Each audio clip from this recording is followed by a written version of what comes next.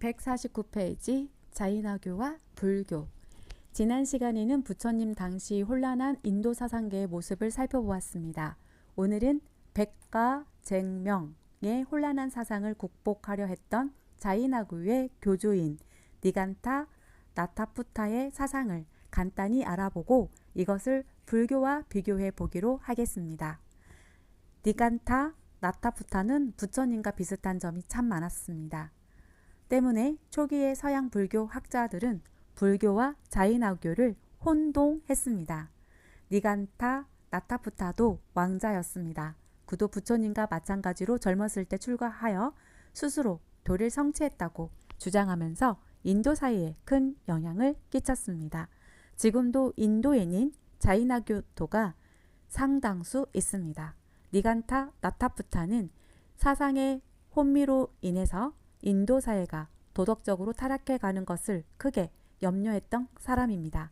그래서 그는 당시의 모든 사상을 조화롭게 종합 통일함으로써 사상적 대립과 모순을 국복하려고 하였습니다.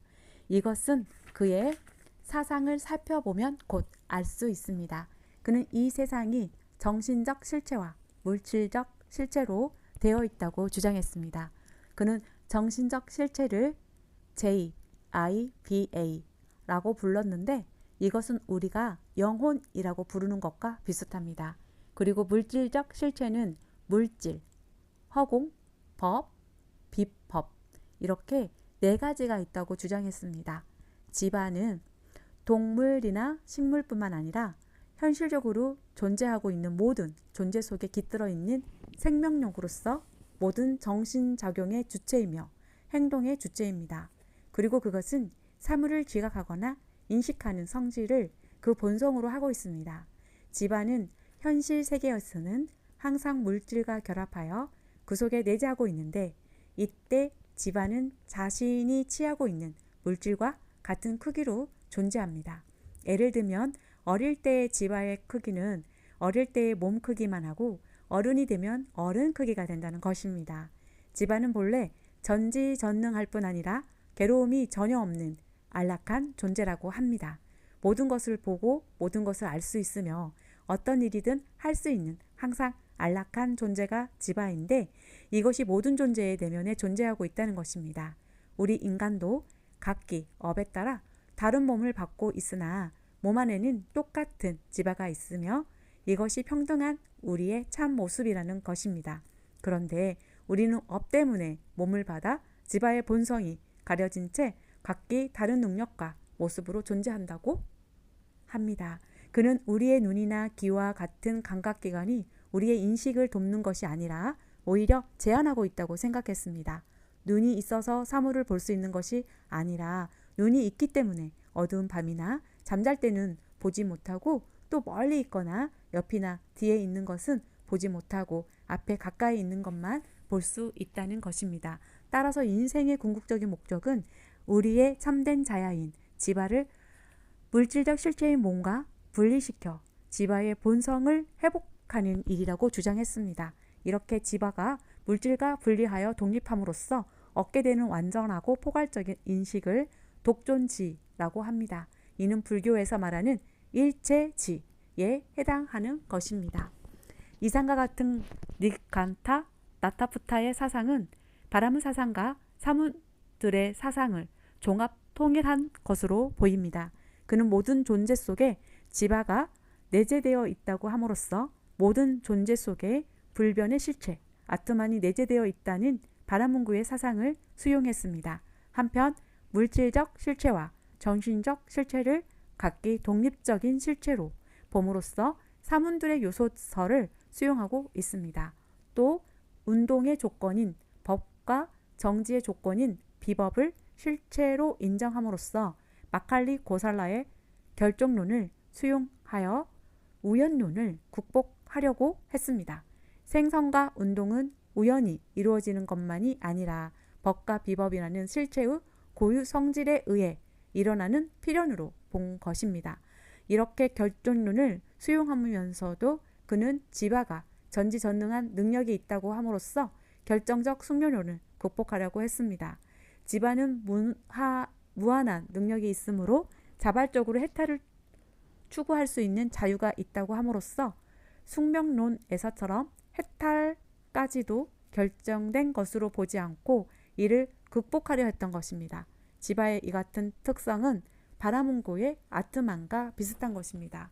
이와 같이 니간타, 나타푸타는 바라문고의 독단적인 전변설을 요서설로 극복하고 유물론적 요서설의 유연론과 막갈리 고살라의 결정론을 수용하여 극복하려 했으며 결정적 숙명론을 바라문고의 아트만을 수용하여 극복하려고 했던 것입니다.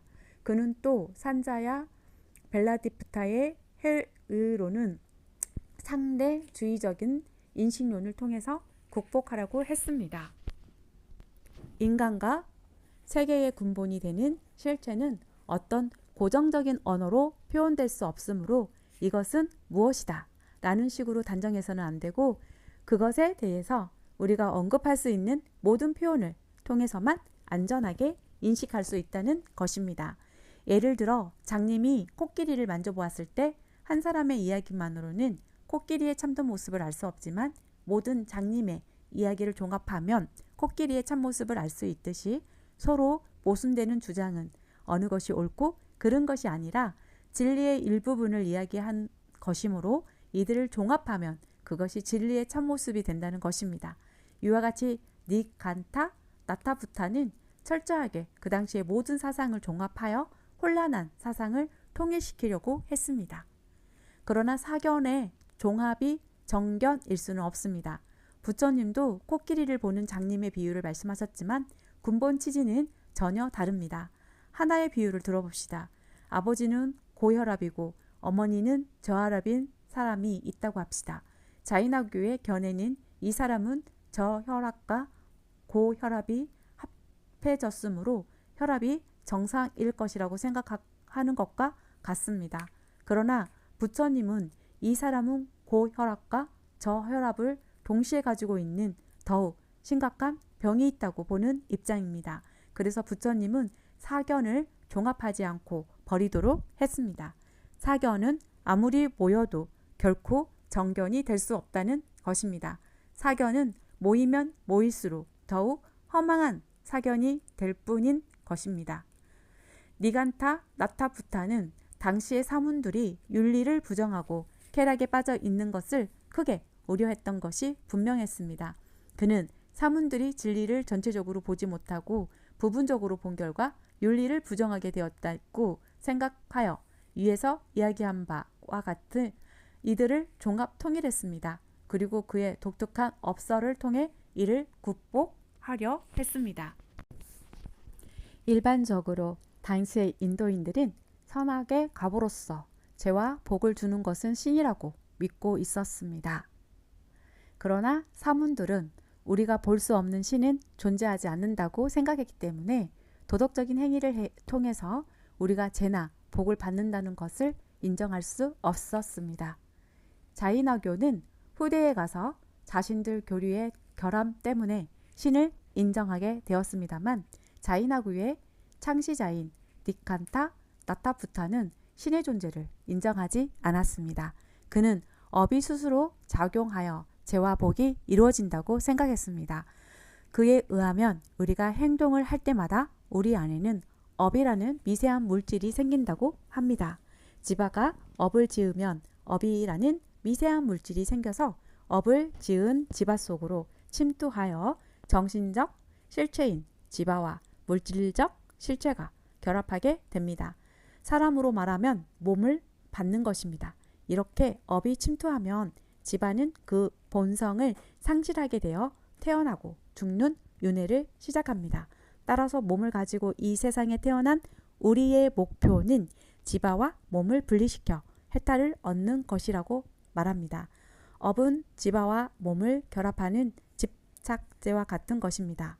따라서 지바가 몸에서 해탈하기 위해서는 업을 내보내야 합니다.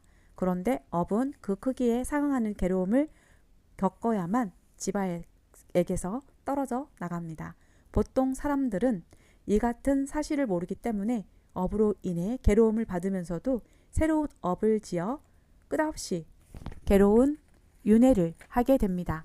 그러나 이 같은 사실을 아는 사람은 새로운 업의 침투를 막고 이미 몸속에 들어온 업을 고행을 통해 내보냄으로써 해탈을 얻을 수 있다는 것이 니간타 나타부타의 주장입니다.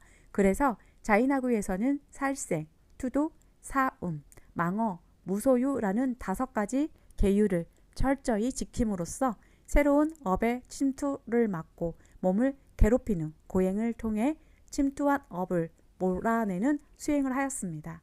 결국 니간타 나타부타는 쾌락주의를 배제한 대신 고행주의를 택한 것입니다. 이 같은 자이나규의 업설은 전에도 이야기했듯이 불교의 업설과 비슷하게 생각될 수도 있습니다. 그러나 불교의 업설은 결코 모든 업을 부정하는 것이 아닙니다. 악업은 없애라고 이야기하지만 선업은 적극 권장하고 있습니다.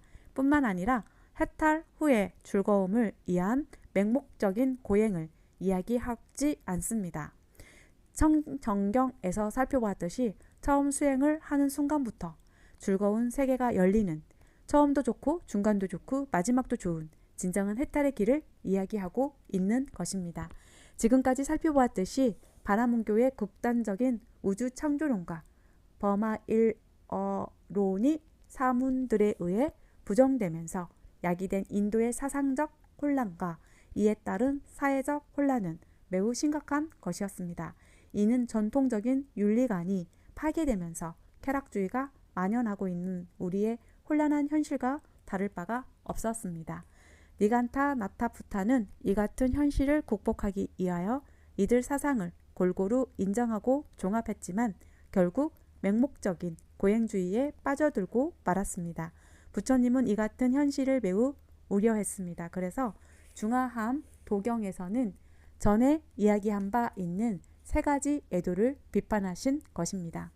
브라만교와 같이 이 세상은 신이 만들어 지배한다는 존우하 장론, 이건 우리 인생은 숙세에 결정되어 있다는 마칼리 고살라의 숙작 이론, 이건 다른 사문들의 우연론, 이건 그들은 결국은 인간의 윤리적 삶을 부정하고 만다는 것입니다.